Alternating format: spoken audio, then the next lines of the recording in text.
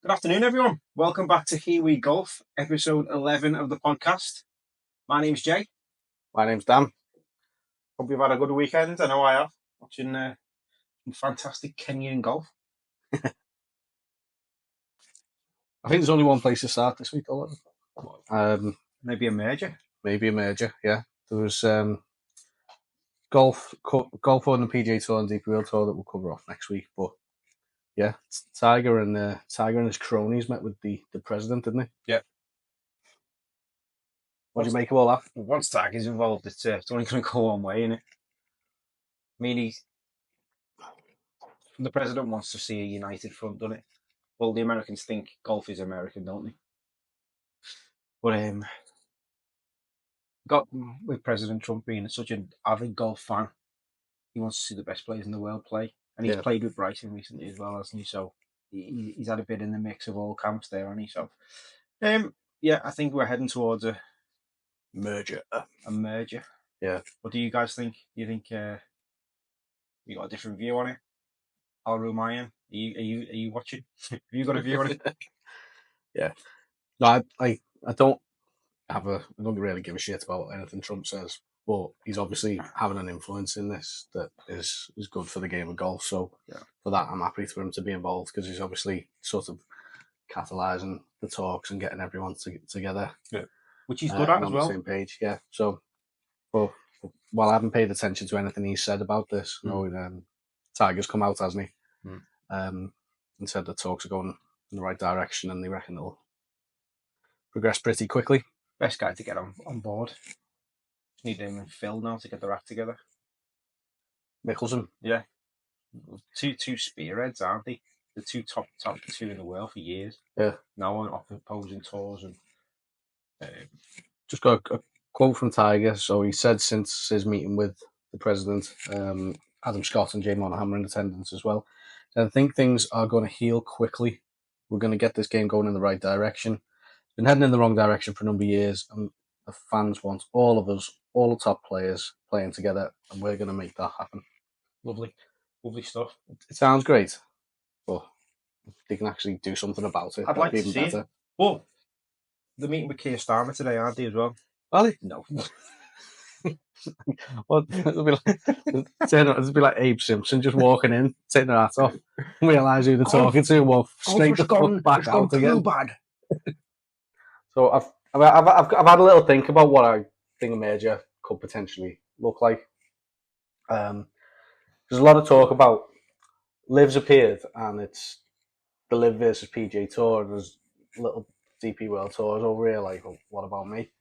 But I think there's a number of events on that tour that well within the rights of being included in this conversation. As like if they're going to talk about one global tour, which all the best players are going to play on, and I think the likes of the BMW PGA at Wentworth, every Rolex Series event is brilliant, isn't it?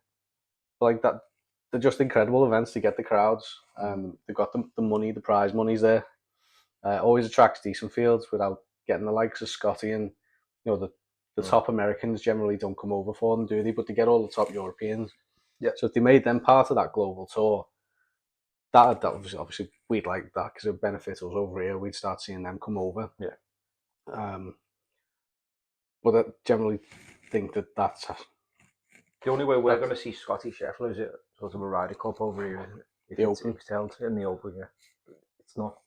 It's the only big tournament that's seen by the Americans to be worth it. I don't know why though, because the ones in sort of Dubai and the Middle East, the money's there at the moment, isn't it? With the bottomless pit they've got, so they could attract the big names. Yeah. I don't see why they don't. But it's more a tour championship at the end of the season, isn't it? Them sort of events. So yeah, but they could throw the Dubai DP World Tour Championship in alongside the PGA Tour Championship into the playoffs. And I don't see why they couldn't do being straight at the start of the season doesn't make any sense, does it? If there's going to be loads of investment there, it should be in the middle of the season by the majors when everyone's in the full swing of the season. But yeah, we'll come back to full swing. But yeah, and then that would beg the question, like that's going to leave the other events that don't get the prize money and don't get the fields, like what happens to them? So that's where my idea of having like a pyramid system like English football. You brought in, have that global tour as like your Premier Tour, for example, and then the lesser events on the PGA Tour, the lesser events on DP World Tour, Championship play together. Championship Tour, yeah. Like Rosner's events. That's what there. Yeah. He's playing on the PGA Tour. You could see him being like Middlesbrough, you know, just shit, but occasionally show up. Yeah. Do you know what though? Sorry, Middlesbrough. He's in the PGA Tour, right? Against Middlesbrough, it's first thing. Le Havre. Le Havre. Yeah, he's French, isn't he? Yeah. Farmers League.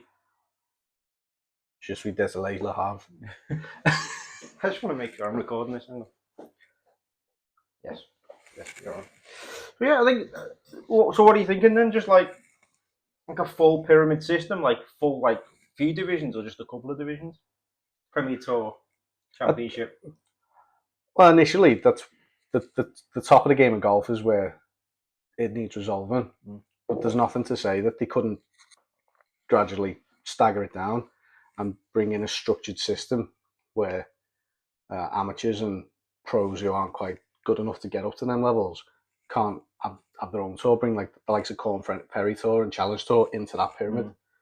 As we've seen on the Corn Ferry Tour and the Challenge Tour, some of the numbers they're posting, some of the stats they've got there, they're all class golfers, aren't they? Yeah. Grassroots golf. So that's my thought. But then, is there too much money in the game though?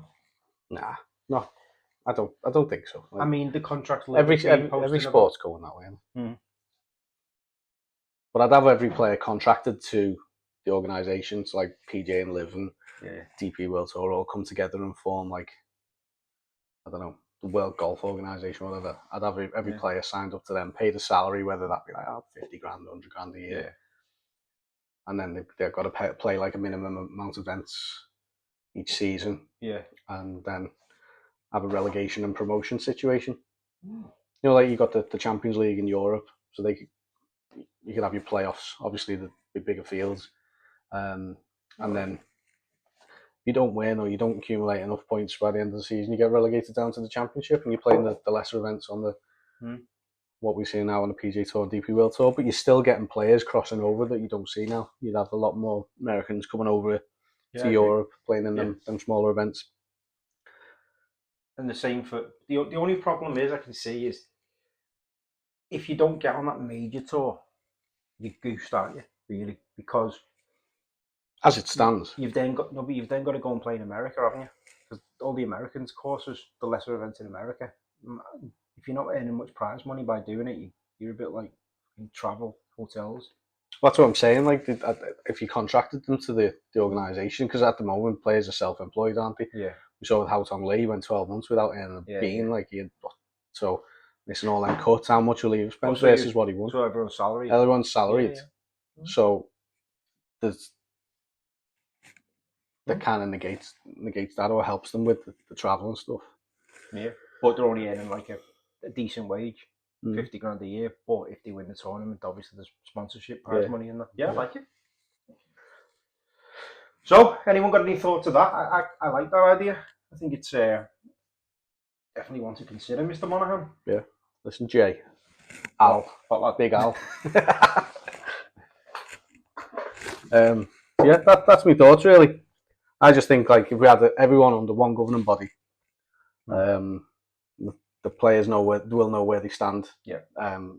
Whether they like it or not, initially, no one likes change. There will be people who have uproar, and they may well decide to try and do a Super League breakout or something. I don't know, but if we got everyone under one governing body, all singing the same and sheet, know where they stand. Players are happy, golfers are happy, organisers are happy. At the minute, it's a bit of a mess, isn't it? Like everyone's too many fingers in pies and stuff. So that's my USGA, R&A. Who's going to relinquish control? LIV. Who's going to say? That's it. It's the egos, isn't it? Please be dominant. Someone's got to say. Someone's got to step back. Like, and the R&A, the oldest.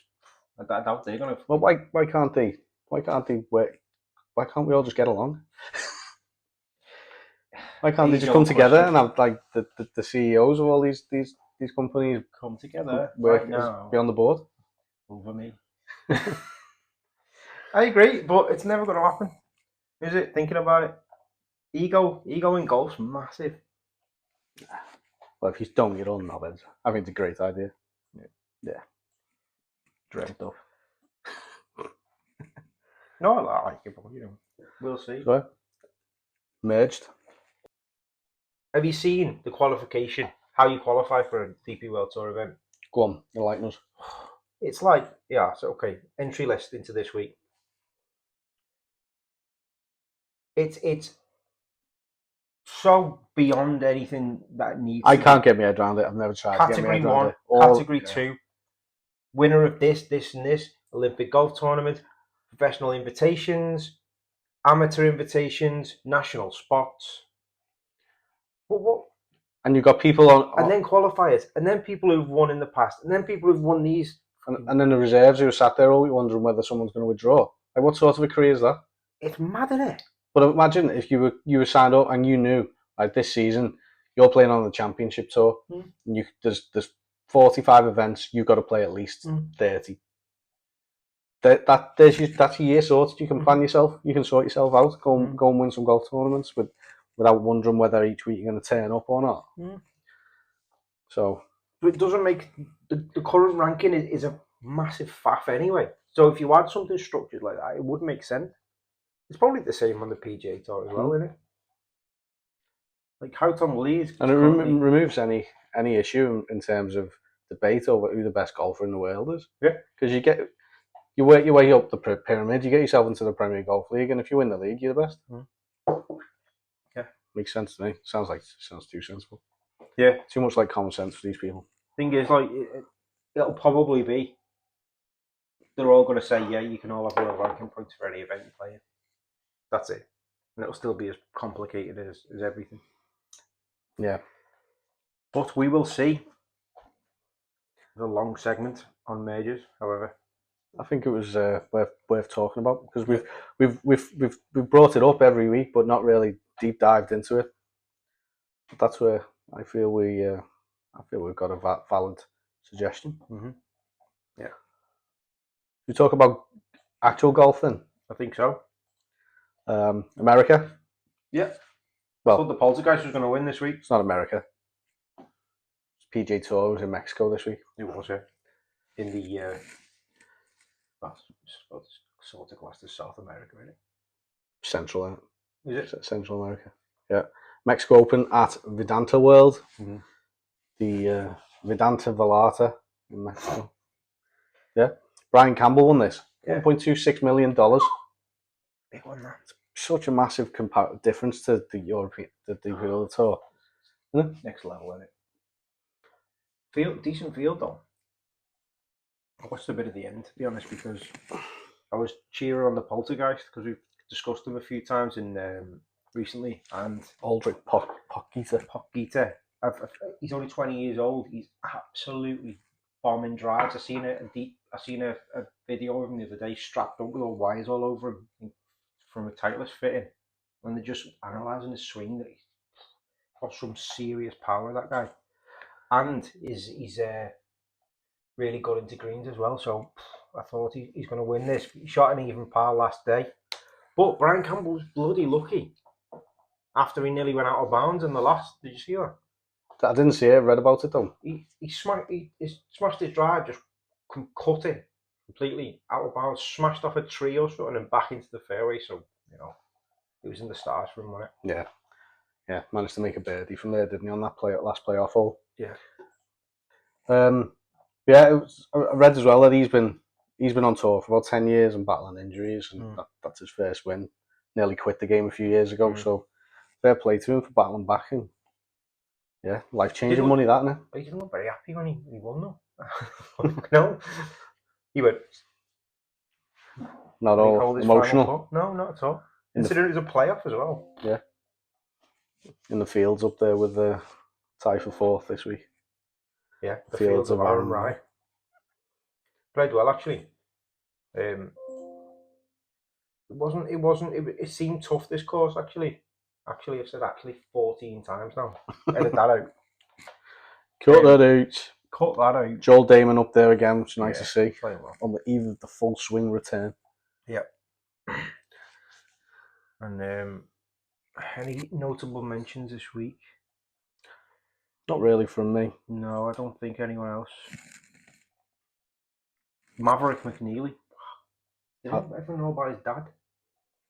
Oh, he's got Sold a few bob, Sun hasn't he? Microsystems for £5.7 billion. Maverick McNeely doesn't just get a driver to drive it to courses. He flies his own plane into the into the course. What a guy! Doesn't need to play It's golf alright at for all, some. does he? No, it's Legend. alright if you don't have to play golf, and that's all you end up just playing golf for a living and winning a bit of pocket money along the way. That's it. But we come back into the US of A from Mexico this week for the Cognizant Classic. Palm Beaches, PGA National, the Bear Trap. Tough course, this one. Yep. And decent field. Well, you take away the sort of top 15 in the world, just having another week off. Then it's pretty much everyone else in the world rankings down. So Russell Henley and Shane Lowry there, topping the field out. Seen that before. Sepp Straka. So it should be a good one, this one. Yeah, I think it's going to be come back to top Europe. Course as well. You think it's come back to Europe again? I do, yeah. I think we've had a few weeks, haven't we? Obviously, America have got that Lowry again this week. But I think one to watch, Sepp Straka, and Lowry's on a bit of a charge as well, isn't he? I'm looking at. I just feel like the TGL a lot to deal with as well for these guys. You know, like Lowry and stuff. Do you reckon? Yeah. You're obsessed with travel, you. These guys are just used to it. Like I they suppose just, so, yeah. yeah. Like I was watching John Rahm on Live on Rick Shields' video the other week, and he was talking about jet lag, and he just literally jumped off a plane and straight onto the golf course, and that's how he sorted his jet lag out. Jesus. And he still shot like, I don't know, it was level par or 100 or something. So then he's off to bed that night, and he's adjusted the next day, and he's fine. Like I think that's just their way of life. I don't think they have any sort of burnout in that respect. Like, no, maybe not. That's another thing. I was just going back to the major. I wanted to point out, is like you'd have a defined season, the finishes, like football does, and just have a couple of months off over Christmas. Instead of all these crappy events that no one really wants to watch, just have a cut off and just have a break from golf. So yeah, that was just another little brief thing. But someone not mentioned for weeks who I think's got a good chance this week is Nico Echeverria, Colombian fella. Got himself up to 46th in the world. Going to Augusta at the minute. Someone we mentioned last week as well, Daniel Berger, who's back on the scene. Yeah. He is just outside the top 50 in the world, minute 52nd. Yeah. So he'll be needing to put in a good performance. I think you got to be in the top 50 in the world by the end of March is one of the criteria for qualifying. So he's got another month, but this is a good opportunity for him to try and work his way in there and get back to Augusta. So we're keeping an eye on him. Hogard as well, he's been nicely coming along, hasn't he? Nikolai? Yeah. Yeah, did okay last week, but that was a lot weaker field. I don't know if he can stand up to these guys. What do you reckon of Jordan Spieth? Oh, he's for a while now. He's threatened to show that he's back, but not really getting there. So I can imagine him having another sort of top 10, top 20 without really challenging. I'd like to see him win because I like him. I do. He's a top player. He's a good personality with it as well. And just always seems to throw like decent class bunker shots in, and it's just not. I'm not saying normal, but like his gameplay is always, it's a bit erratic. It's entertaining, isn't it? It's like, it's fun to watch. Class. It's good to see Rosner playing in America again. Don't have to watch him on the DP World Tour. Yeah, won't be keeping no eyes on him. No. Another eye on Luke Clanton as well. Luke Clanton is the leading amateur in the world at the minute, and he needs just one more made cut to get himself a PGA Tour card. And I think at the Phoenix a couple of weeks ago, he had a putt for birdie on the last to make the cut. They had about 10 feet and just slid by, agonising for him. So he's got another chance this week to How old is he? get on the get that tour card. I don't know how old he is. He's got to be late teens, 20. 2003. But he's playing well. I think it's inevitable that he'll get his tour card Eventually. eventually. Got anything to worry about there. But yeah, he's that close now. It's in touching distance. It's obviously one you'll see him get it done. Tied for 41 in the US Open last year, so well, yeah. Going now. Do you know how much money? Because he's an amateur, he doesn't win prize money. Yeah. Do you know how much he missed out on? No. I guess. I'm going to say £650,000. And well, I know in dollars, he's missed out on $1.9 million so far in prize money by being an amateur. I don't think he's got anything to worry about. Nothing the money comes. Big fat checks that he's had to pass up on. So yeah, he'll be turning pro soon with his card. Why would you not turn pro? What's the actual? Why would you stay an amateur if you're actually actively chasing getting your card on the PGA Tour? It doesn't make any sense to me. I can't understand. I don't know. It's like boxers, isn't it? Like... No, I've no idea why they do it. If anyone has any idea as to why, like you'll get some gimp in a driving range just turning pro off 5. Like, what's stopping this guy who's the world? Is it maybe because he's the world amateur? What's it getting him? Yeah. Sponsorship? I don't know. Because can you make money off being sponsorship? Do you have to do some qualification? Yeah, he's just signed a deal with Nike. He's sponsored by Nike now, so he'll be earning a few bob, but not getting prize money. Yeah, if you guys out there know why amateurs decide not to turn amateur and turn pro until a certain point, please let us know, because I don't know, and it's an interesting question. Yeah. PGA Tour done. PGA Tour done. Any other thoughts? No. Let's get back over the Atlantic then, and we are covering off Kenya, the magical Kenya Open in Nairobi. With JP. Thought he had it. Big John Parry. Yeah. Had a great start to the season, hasn't he? Yes, hasn't he? Dropped off last couple of weeks, couple of missed cuts, but bounced back this week. Threatened on Sunday as well on the back 9, but then Kruijswijk has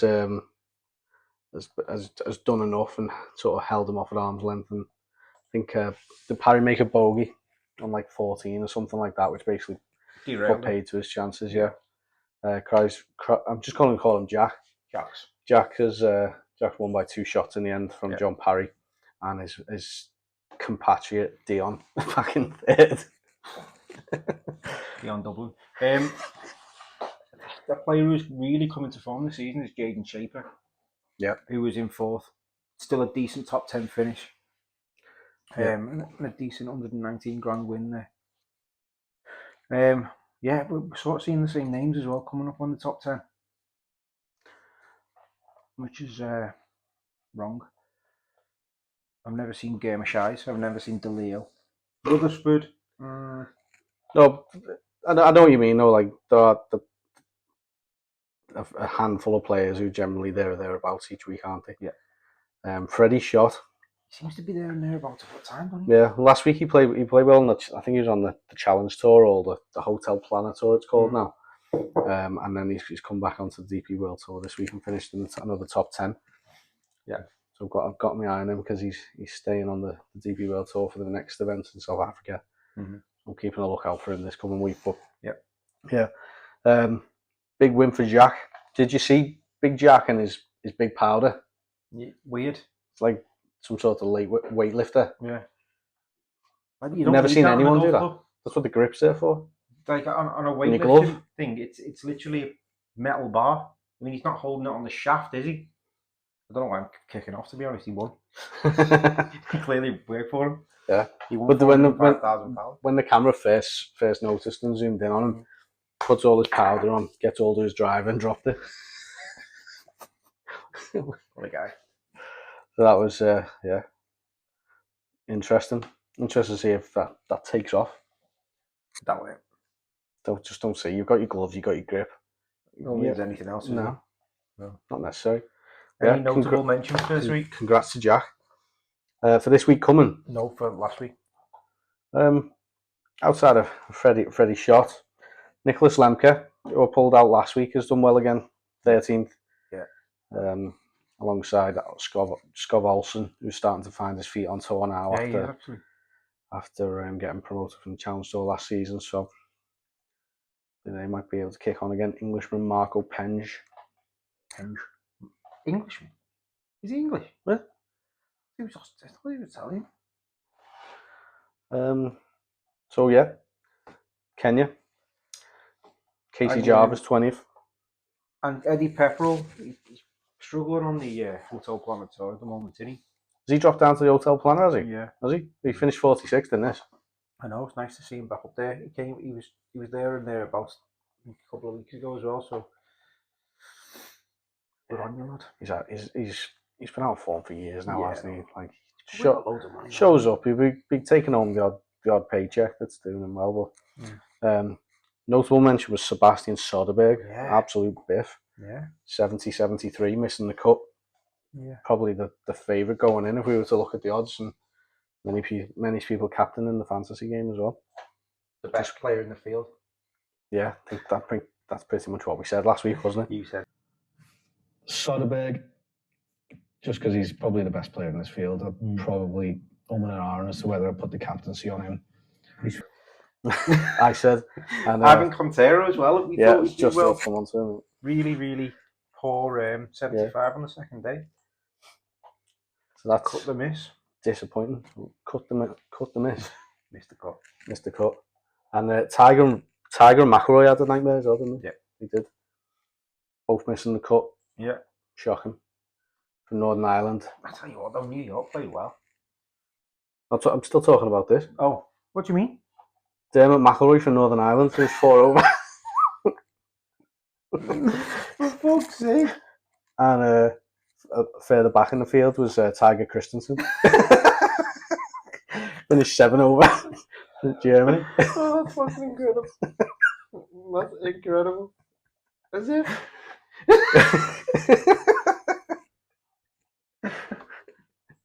Oh, funny though. Did not expect that. Well done. That was a belter. Oh, brilliant. Fucking Tiger Christensen. Get your head sorted, lad. I hope he hasn't got a tiger as his head cover. Well, whatever he's got as his head cover, he was only there for 2 days. Yeah, tell you what, he's playing well. Right, let's go. Move. $2,000 this year. Has he? Yeah. $2,000? Mm-hmm. Well, he's open to tee it up in South Africa as well as Tiger, category 21.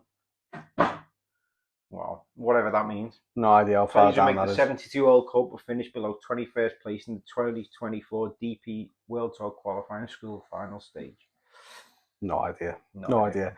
So let's see if we see him this week, and let's see if we see Dermot McIlroy. That was well done. So let's go to South Africa then. Yeah. Strong field. Got a few live guys back in with them having a little break. Yep. So I'm looking forward to this. I can't wait. I've deep dived into the stats this week. Deep dived into the stats. I have. Right. Well, I'll let you. I'm looking at, obviously at the top of the field. We've got the likes of Berminator, Dean Burmester, who won this a couple of years ago. Charles Schwartz and Brandon Grace from LIV. Sean Norris is fancied, and outside of that, these sort of the regulars that we cover off most weeks. You know, yeah. Cantor's playing again. Haotong Lee's playing again. Yep. So yeah, decent competitive field. John Parry, what have you? What's the outcome of your deep dive? What's come to the surface? Durban Country Club is the venue for this. They've not played here before. They played it in Johannesburg in the past few events. The last time they played a tournament in Durban Country Club was on the Challenge Tour, and Tom McKibben did really well at 15 under. It's a links style course with lots of wind. I read they got restructured a couple of years ago, which I think is why they've not been playing here. Yeah. It's very tight fairways, very wet, very windy, right? Coastal course, similar to somewhere we may have in England. Still hot though, so the ball will travel a bit further than it would do in England. So this week, you need to pick someone really who's going to find fairways, who's going to play well in wind. Brings a bit of the shorter hitters into play as well, doesn't it? Because it's not the longest course, apparently. Definitely. And I think, for me, without going into fantasy, I think Sean Norris is the one to beat this week. Adrian Ategi, he's very good, fairway to green. He's also very consistent on the green as well. And he hasn't played well recently, which is, I think he's due a decent round, because he's not a bad player. It's just bloody slow, isn't he? Yeah. And Connor See you Syme next week, for and me. I'll mention it again. Connor Syme grew up near St Andrews, Linksy course. He played, I think, shot 8 under last week, so he's on my radar for this week. I pulled out a couple of shorter hitters with arguably one of the high out of this field who's turning up this week, the highest driving accuracy on DP World Tour so far this season, in Kazuma Kabori, Australia. I've not got the stats directly in front of me, but he's got a driving accuracy percentage of around 70%. 66.53. 66.53, and then just is Joel Gerbach, just a little bit further back. 66.39. Yeah. So of the players at the top of that metric, them two are leading the way in this field this week, I think. Richie Ramsey, 67.98. 67. Oh, Richie Ramsey is up there as well. And he's a links player as well. But yeah, good shout. Green in regulation. Richie Ramsey, 70.68%. So Outsiders it's a shame to consider. Jamie Rutherford's not playing this week. 73% fairways hit, 74% green in regulation. Yep, and he's just off the back of a top finish in Kenya as well. I know. And Matthew Southgate, tied who missed the course last week, is also way up there in stats, so I'm really surprised he's not playing this week. Maybe he just doesn't fancy it. Yeah. Because he knows I'm coming for him after his diabolical performance when I captained him a couple of weeks ago in the fantasy team. Well, he's in the top. He made he qualified for the event. He's in the entry list, but he's not playing. So well, good luck to him. Still, just can't be asked. Fair enough. Yeah. Maybe it's too much travel for him. Yeah. So yeah, there's obviously the main protagonists, and then a couple of little outsiders for you that we've got our eye on. South Africa. We're putting you in. If you're in the fantasy league with your mates, you need to watch this podcast or listen to it on all streaming platforms. You will beat them, and you will have bragging rights over them for the next. And if you win the international swing leaderboard, you'll get a box of Pro V1s as well. There you go. Which you're not, because you're probably too late now, because Dubai Day 3s is absolutely killing it. More on that on the next podcast later this week. I'm not a sponsored ad. TGL. Yep. The Golf League. Wow. Tiger's Golf League. New York. Came from absolutely nowhere. Last week they hammered Jupiter, didn't they? I had to turn it off, I'm not going to lie to you. There was no banter whatsoever. Was there? I didn't see that one. Flipping boring thing I've ever watched in my entire life. I was like, wow. Ricky Fowler was hit the shot. Matt Fitzpatrick. It's like, they are the worst team for come it. on. Just like, you're on mic. Like, Cameron Young's the same. There's just nothing in New York in terms of personality. They look nervous as well. Yeah. But they were playing really well, but then Tiger was just, he hit it 99 yards as opposed to 199 yards because he hit someone said 99 yards. But you're Tiger Woods. What are you doing? Well, everyone, like when you hear them on TV or around a golfer and they say, what's the yardage? They'll just say like 75. You know you're 100 over 100 yards out, so you know it's 175. Like, that's just the way they speak. So while he definitely said 99, I think he'll have said it because he knows that Tiger knows he's not got 99 yards left. Don't know if he's just done it for the views and to get people talking about it or what, but maybe bit of an odd thing that. Very odd. Because he went over with a wedge in his hand and then asked for the yardage and then hit the ball at 100 yards. So it's not like he went over and changed his club after finding out it was 99 yards. Yeah. Just thought it was I didn't really enjoy it. I stayed up for it. And I've enjoyed the highlights, but I didn't enjoy watching it live. I thought it was incredibly boring. Did you watch last night? No. LA and No. New York. That was brilliant. Was it? Yeah. There you go then. So it looked like it was going to peter out because New York went 4-0 up, and a couple of hammers that LA threw down, they halved the hole, so they had no effect. And then this is through 12, I think. So the last 12, 4 holes to go. LA are 4-0 down. Throw the hammer down, win the hole, get it back to 4-2, win the next 2, 4-3, 4-4, and then so it goes to the playoff, and then they won on in the shootout. So they've gone from the abyss to win. It was good. It was quite dramatic. It was good. Like putts being holes from everywhere. Enjoyed that. So that LA have qualified for the playoffs now, and so have Atlanta. So it looks like Dermot McIlroy and Tiger Christensen are going to miss out on the playoffs. But Tiger's not playing tonight, yeah. Tiger, Jupiter, can't even remember who Jupiter are playing now. The Bay, I think. The Bay class as well, to be fair. Yeah. So they need to win. Tiger's sitting out this one. But yeah, Boston got beat last night against by Atlanta, so they need to win their next game and then hope on other results as well. So yeah, McIlroy and Tiger look like they're going to be watching the playoffs from the sidelines. Where do you see it going though? TGL. I don't know. It's good, and obviously it's still new. I'd like to see them give it a couple of years. I think they should grow the league. Yeah. Get more teams involved, get more players involved. But I mean, it's only a short season, and it's only over the course of a couple of months. So it's just a bit of fun in the winter golf, before the season gets going in earnest. Yeah, it's not golf. It's virtual golf for me is totally different than normal golf. Like we've seen on the sim, it's so much more. If your alignment's a bit out, you goosed, aren't you, for the whole round? Yeah. The putting's different. Well, the putting's not different in the TGL, but no, it's not golf for me. But it's just a different form of entertainment around the game that we love. Like I'm enjoying watching it. Not everyone does. It's not for everyone, but I like it. Don't watch it if you don't want to watch it. Exactly. Yeah.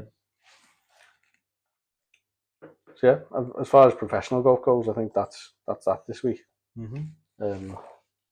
No live at the minute, as I say, because they're in they have a couple of events back to back, and then they have a couple of weeks off. So they'll be back. It was next weekend actually, in Hong Kong. Is it? Not sure. We'll cover that off next week anyway, though. Yeah. And then today, Netflix Full Swing season 3 comes out on Netflix. Full Swing, let's do it. Season 3. You watched the first couple of series? Not yet. Gotta get it done, mate. It's class. So good. Still way down. Way down. Way down. Yeah, no, it's really good watch. Like dead interesting, and it seems to last year was a lot of focus on the live stuff, and it wasn't as good as the first season.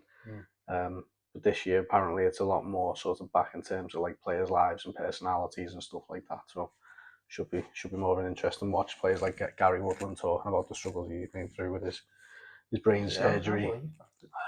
Talk about Bryson's impact on the game, and Neil Shipley as well, the guy who lead amateur in the Masters last year. Do you remember him? Yeah. Looked like Chris off Family Guy. Just like he just looks lost, doesn't he, the poor kid? But why wouldn't you? Yeah, to be fair, I mean, yeah, he's just been dumped into the centre of the world of golf with all the world's eyes on you. Yeah. Playing next to Tiger Woods on Sunday at the Masters. Neil Shipley, where's he from? He's American, I think. Is he? Yeah. Sounds like some fella from the Premier League in 1992. Yeah, I can see him in a Southampton shirt. Yeah. Is that Neil Shipley? I don't know.